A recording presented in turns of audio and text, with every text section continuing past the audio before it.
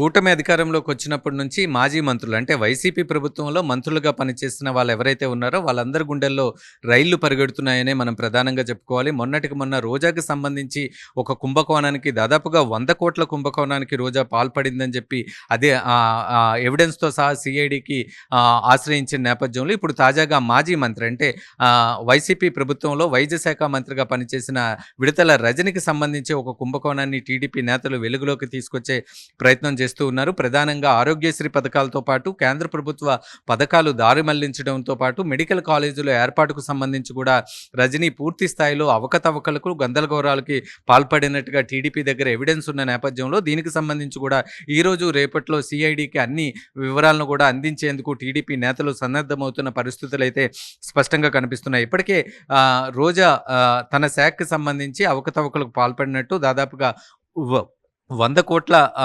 కుంభకోణానికి పాల్పడినట్టుగా కూడా ఎవిడెన్స్‌తో సిఐడిని ఆశ్రయించిన నేపథ్యంలో ఇప్పుడు రజనీకి సంబంధించిన కుంభకోణం తెర మీదకి రావడం సంచలనాన్ని రేపిందని చెప్పుకోవాలి. అంటే దాదాపుగా అధికారంలోకి వచ్చి మంత్రులు ఇంకా బాధ్యతలు స్వీకరించకముందే ప్రతి శాఖలో ఎంతవరకు అవినీతి జరిగింది, ఏ విధంగా నిధులను దుర్వినియోగం చేశారు, రాష్ట్రానికి రావాల్సిన నిధులను ఏ విధంగా దారి మళ్లించారు, సెంట్రల్ గవర్నమెంట్ ఇచ్చిన స్కీమ్స్‌ను ఏ విధంగా సంక్షేమ పథకాల వైపు దారి మళ్లించారు అనే అంశాలకు సంబంధించి అన్ని కూడా శ్వేతపత్రాలు విడుదల చేసే పనిలో ప్రభుత్వం ఉందనే చెప్పుకోవాలి. అంటే ప్రభుత్వం ఏర్పడక ముందే ఎవరైతే మంత్రులుగా ఎంపిక చేశారో వాళ్ళందరితో కూడా ముఖ్యమంత్రి చంద్రబాబు నాయుడు భేటీ అయ్యారు. ఆ భేటీలో కీలకంగా చెప్పారు. అంటే ప్రతి శాఖకి సంబంధించి ఒక శ్వేతపత్రాన్ని అయితే విడుదల చేస్తాం. అందులో గత ప్రభుత్వం ఎన్ని అవకతవకలకు పాల్పడింది, ఎన్ని కుంభకోణాలకు పాల్పడింది అనే అంశాలకు సంబంధించి వివరాలు కూడా అందిస్తామని చంద్రబాబు నాయుడు అప్పుడు మంత్రులతో వ్యాఖ్యానించడం జరిగింది. అందులో భాగంగానే చంద్రబాబు నాయుడు ప్రమాణ స్వీకారం అయిన వెంటనే ఒక్కొక్కరుగా మంత్రులు తమ బాధ్యతలను స్వీకరిస్తూ ఉన్నారు. అందులో భాగంగానే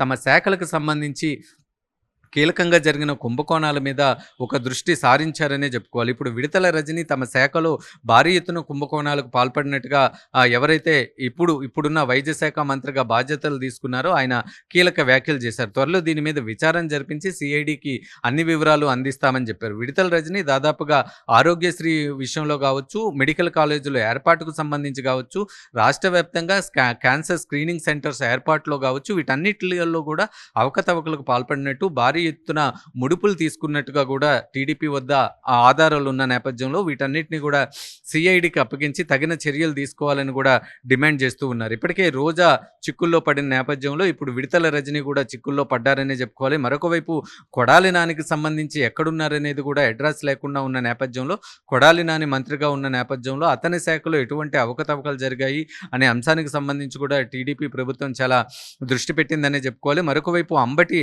రాంబాబుకి సంబంధించిన శాఖలో ఏ విధంగా అవకతవకలు జరిగాయి అనేది కూడా చాలా క్లీన్గా అబ్జర్వ్ చేస్తున్న పరిస్థితులు అయితే కనిపిస్తున్నాయి. ఇప్పటికే శాఖల వారీగా రివ్యూలు చేస్తున్న చంద్రబాబు నాయుడు ఎక్కడ ఎంత దుర్వినియోగం జరిగింది, వాటికి సంబంధించి ప్రజల ముందు ఏ విధంగా ఉంచాలి, అంటే రేపు మళ్ళీ ప్రజల్లోకి ఒక నెగిటివ్ సైన్ వెళ్లే విధంగా కాకుండా ఏదో కక్షపూరిత రాజకీయం చంద్రబాబు నాయుడు చేస్తున్నాడు. అధికారంలోకి రాగానే ఎవరైతే అధికారం కోల్పోయారో వాళ్ళని వేధిస్తున్నారు, కావాలనే వేధిస్తున్నారనే ఒక టాక్ ప్రజల్లోకి వెళ్లకుండా మొత్తం ప్రజలకి క్లియర్గా అర్థమయ్యే విధంగా చెప్పి ఏ విధంగా కుంభకోణం జరిగింది, ఎక్కడ కుంభకోణం జరిగింది, ఎన్ని నిధులు దారి మళ్లించారు, ఎక్కడ నిధులు చేతులు మారాయి అనే అంశాలకు సంబంధించి ప్రజల ముందు ఉంచిన తర్వాతే చట్టపరమైన చర్యలు తీసుకుంటామని చంద్రబాబు నాయుడు చెప్తున్న పరిస్థితి అయితే స్పష్టంగా కనిపిస్తుంది. అయితే విడతల రజనికి సంబంధించి కుంభకోణంలో ఇంకా క్లారిటీ రావాల్సింది.